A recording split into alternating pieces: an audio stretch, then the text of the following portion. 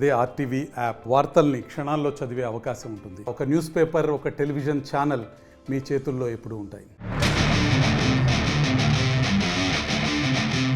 చైనాలో water delivery చేసుకునే యావో అనే వ్యక్తి 11,05,00,000 లాటరీని గెలుచుకున్నాడు. కానీ అందులో నుంచి ఒక్క రూపాయి కూడా తీసుకోలేకపోయాడు. ఎందుకంటే వేరే వ్యక్తి ఆ లాటరీ మొత్తాన్ని క్లెయిమ్ చేసేసుకున్నాడు. అసలేం జరిగిందంటే యావో లాటరీ టికెట్ కొనుగోలు చేసి గెలుచుకున్నాడు. ఇదే విషయాన్ని వాంగ్ అనే వ్యక్తికి చెప్పాడు. అయితే యావోకు గెలిచిన నంబర్ ఫోటోను పంపిన తర్వాత ఆ టికెట్ను మరొకరు కొనుగోలు చేశారని వాంగ్ తెలిపాడు. ఇందుకు ఆయన యావోకు 1,50,000 యువాన్లు అంటే అక్షరాల 17,25,000 రూపాయలు ఆఫర్ చేశాడు. ఒప్పందంపై సంతకం చేయాలని, ఇద్దరి మధ్య జరిగిన చాట్ రికార్డులను తొలగించాలన్నాడు.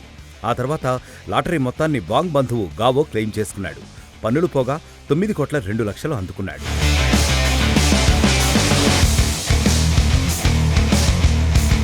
దీంతో మోసపోయారని గ్రహించిన యావో జియాన్లో గావోపై కేసు వేశాడు. లాటరీ మొత్తం డబ్బులను తిరిగి ఇవ్వాలని యావోకు కోర్టు అనుకూలంగా తీర్పునిచ్చింది. కోర్టు వారి బ్యాంకు ఖాతాలను ఫ్రీజ్ చేసింది. కానీ ఇప్పటివరకు యావోకు 1% కూడా లాటరీ డబ్బు అందనే లేదు. మరోవైపు వాంగ్ గావోల ఇళ్లను వేలానికి పెట్టినా కొనుగోలుదారులెవ్వరూ ముందుకు రాలేదు.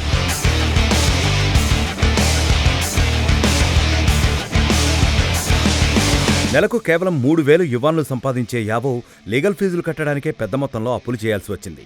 లాటరీకి ముందు సాధారణ జీవితమైనా ప్రశాంతంగా ఉండేదని, ఇప్పుడు తన భవిష్యత్తు ఆందోళనకరంగా మారిందంటూ తను వర్రీ అవుతున్నాడు. యావో తరపు లాయర్ మాత్రం తప్పిపోయిన ప్రైజ్ మనీపై కోర్టు కొనసాగించాలని చూస్తున్నాడు.